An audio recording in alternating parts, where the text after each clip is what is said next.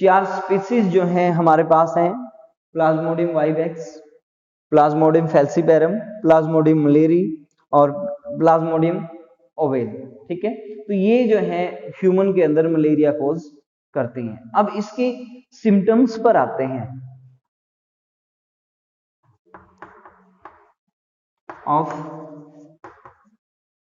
Malaria. देखिए symptoms में क्या होता है, सबसे मेन चीज फीवर जो है सबसे पहले आता है आफ्टर ये टाइम पीरियड। ये नहीं है कि कंटिन्यू फीवर आता रहता है बेटे, उसमें एक टाइम पीरियड के बाद फीवर जो है आता है। लगभग हम कहते हैं ये 14 डेज साइकिल्स चलती रहती हैं, उसमें जो है कंटिन्यू कभी अप हो जाता है, कभी डाउन हो जाता है, कभी हाई जो है विद इन 36 आवर्स जो है रिपीटेशन जो है हो जाती है। ये दूसरा रेस्टलेसनेस जो है, हेडेक हम बात करते हैं, समटाइम वोमिटिंग हो जाती है, क्लियर, बॉडी पेन रहता है, कोल्ड हमें लगती है, ठंड भी जो है मलेरिया में हमें लगती है। तो ये कुछ सिम्टम्स हैं। तो जो टेम्परेचर है वो काफी हाई चला जाता है, लगभग 106 डिग्री सेल्सियस तक टेम्परेचर जो है यहाँ पर चला जाता है, क्लियर है। तो अब इसे कंट्रोल कैसे किया जा सकता है, प्रिवेंशंस एंड मेजर्स जो है वो यहाँ पर क्वेश्चंस किया जाता है। देखिए एक होता है यहाँ पर NMEP, NMEP, ये एब्रिविएशंस कई बार नेट में पूछी गई है। नेशनल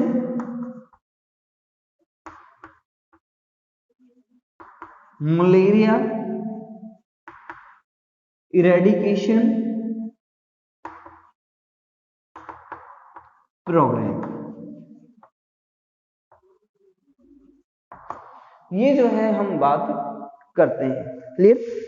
तो मलेरिया के लिए किया क्या जा सकता है, देखिए सबसे पहला प्रिवेंशन में मॉस्किटो रिपेलेंट का यूज किया जा सकता है। हम ऑल आउट लगाते हैं, ओडोमास लगाते हैं, बॉडी स्प्रे किया जा सकता है, ठीक है। देन सबसे मेन चीज जहां पर स्टेगनेंट वाटर हो तो स्टेगनेंट वाटर को डिस्पोज किया जाता है, क्योंकि यहाँ पर मॉस्किटो की लार्वल स्टेज जो है वो आती है। उन लार्वा को डिस्पोज करना, कूलर में है उनमें कहीं पर भी पानी को इकट्ठा ना होने दें। अगर पानी इकट्ठा होता है तो वहां पर ऑटोमेटिकली कहीं ना कहीं क्या आएंगे, मॉस्किटो जो है एग ले करेंगे, लार्वल स्टेज आएगी और ज्यादा जो है मॉस्किटो आते हैं, क्लियर।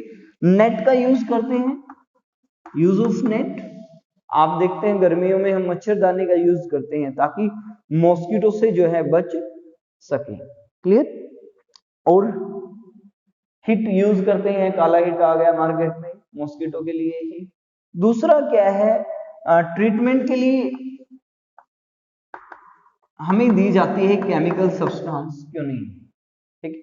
क्यूनिन जो है एक ऐसा केमिकल सब्सटेंस है जो कहीं ना कहीं क्या करता है, मॉस्किटो के जो है पैथोजेंस को किल करने का काम करता है। ये और ये पॉइंट आपने याद रखना है, ये पैरासाइट्स है, ठीक है, एंडोपैरासाइट्स है प्लाज्मोडियम, जो बॉडी के अंदर जाकर जो है हमें इफेक्ट करता है, क्लियर है।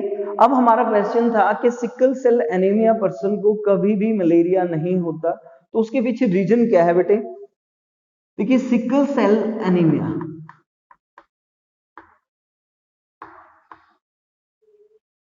जो सिकल सेल एनीमिया है उस केस में आरबीसीज जो है वो कुछ इस तरीके की हो जाती है, और जब सिकल लाइक फॉर्म में आ जाती है तो कहीं ना कहीं जो सरफेस एरिया है वो रिड्यूस्ड हो जाता है बेटे, और जितना सरफेस एरिया रिड्यूस्ड हो जाएगा तो प्लाज्मोडियम को एंट्री उतनी ही मुश्किल हो जाएगी, उसकी मल्टीप्लिकेशन उतनी ही मुश्किल हो जाती है। तो यहाँ पर ये चीज हमने याद रखनी, इसी कारण कभी भी सिकल सेल एनीमिक पर्सन को मलेरिया नहीं हो सकता, हो जाएगा। तो ये पॉइंट हमने नोट करना है यहाँ पर कि ये है क्या एक्चुअली, क्लियर है, हो जाएगा बेटे। तो ये था हमारे पास मलेरिया।